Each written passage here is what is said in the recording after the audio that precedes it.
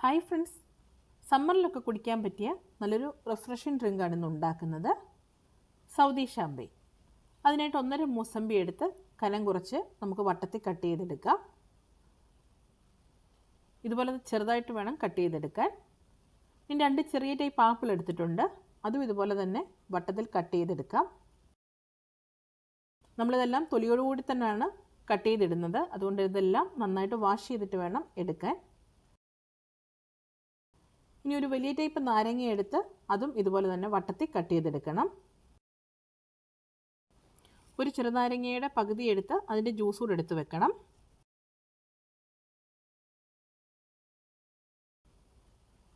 ഇനി കുറച്ച് പുതിനയില എടുത്ത് അതും നമുക്ക് ചെറുതായിട്ടൊന്ന് കട്ട് ചെയ്തെടുക്കാം. ഇനി ഒരു ഗ്ലാസ് ജാർ എടുക്കാം, അതിനകത്തോട്ട് കട്ട് ചെയ്ത് വെച്ചിരിക്കുന്നതെല്ലാം ഇട്ട് കൊടുക്കാം. മൂസമ്പി, ആപ്പിള്, വലിയ ടൈപ്പ് നാരങ്ങ, പിന്നെ പുതിനയില,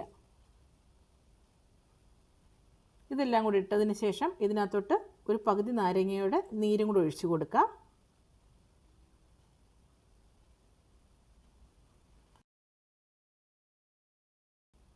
ഇനി ഇതിലേക്ക് നമുക്ക് ആപ്പിൾ ജ്യൂസും 7-അപ്പും കൂടെ ഒഴിച്ചു കൊടുക്കാം.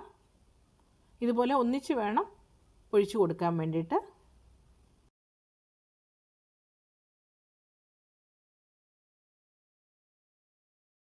ഇതിനെ ഒരു തവി കൊണ്ട് നന്നായിട്ടൊന്ന് മിക്സ് ചെയ്യാം.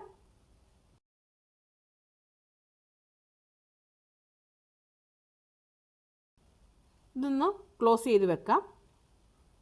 ഞാനൊരു ഫോയിലും കൊണ്ട് കൂടി ഒന്ന് ക്ലോസ് ചെയ്യുന്നുണ്ട്. ഇതിനും ഫ്രിഡ്ജിൽ ഒരു 2-3 മണിക്കൂർ വെക്കാം. ഒരു 3 മണിക്കൂറിന് ശേഷം നമുക്കിതൊന്ന് ഓപ്പൺ ചെയ്യാം.